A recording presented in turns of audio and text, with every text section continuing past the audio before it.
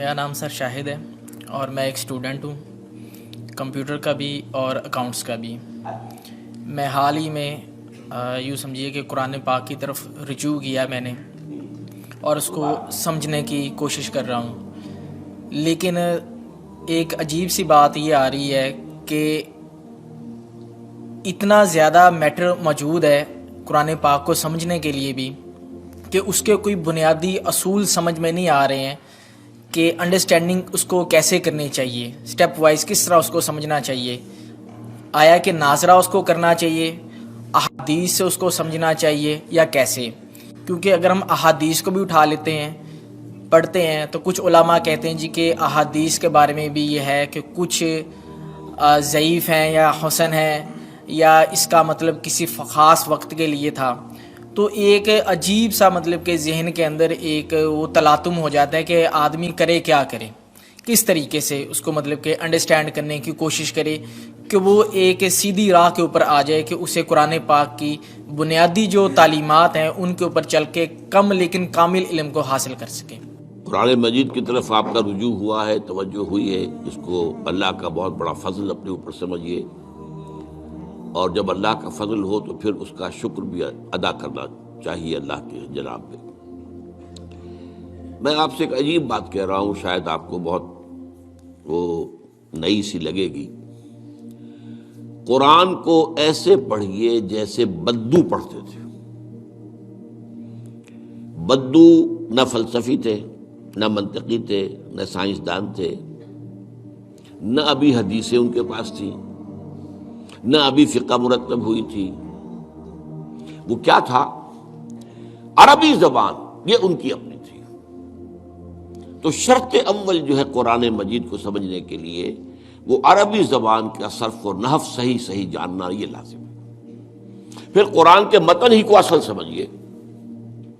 البتہ یہ ہے کہ اس کو آپ سمجھیں کہ یہ پہلا مرحلہ ہے قرآن پر غور کا، قرآن پر فکر کا، قرآن پر سوچ کا۔ اس کے بعد اگلے مراحل بھی آئیں گے۔ اسی قرآن سے پھر قوانین جو ہے واقف ہونے ہیں۔ اچھا، اس میں بعض سے واقعات ایسے ہیں کہ جو تو ایک تاریخی حیثیت رکھتے ہیں، اب ان میں اس واقعے کے ضمن میں تفصیل میں کہیں کوئی اختلاف ہو گیا تو کوئی حرج واقع نہیں ہوتا۔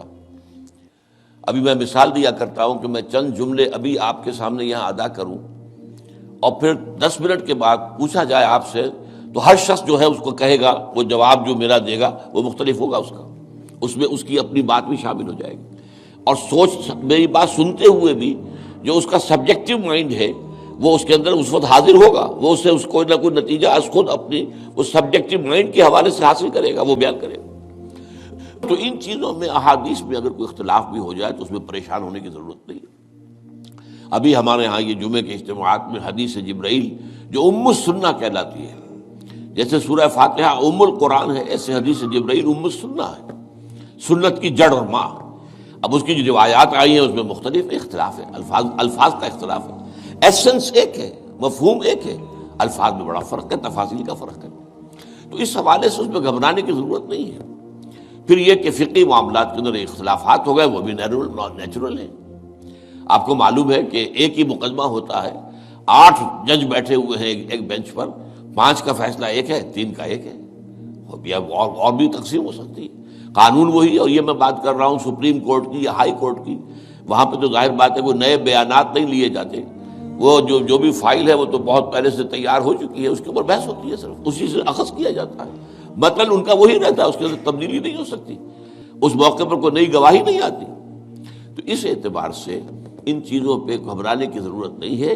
البتہ آپ آغاز جس طریقے سے کریں وہ میں نے آپ کو بتا دیا ہے، اس میں یہ کہ آپ اصل میں ان تمام جو چیزیں ہیں اضافی، ان سے ذرا صرف نظر کرتے ہوئے عارضی طور پر پہلے قرآن کو ایسے پڑھیے جیسے بدو پڑھتا تھا۔ اور وہی بات تھی کہ بدو پھر جس طریقے سے موٹیویٹ ہوا ہے، بدو سے مراد میں صحابہ کو عام طور پر لفظ دے رہا ہوں، یہ ان کی اس کے لیے وہ نہ سمجھیے کوئی توہین کی بات ہے، مطلب یہ کہ میں اس معنی میں کہہ رہا ہوں کہ وہ لوگ فلسفی نہیں تھے، کوئی پڑھے لکھے لوگ نہیں تھے، بلکہ امت کا نام ہی ہے یہ جو ہے امیین، ان پڑھ لوگ، ان پڑھ، ان لیٹرڈ ون، حضور کی شان بھی یہی ہے، امی ہے۔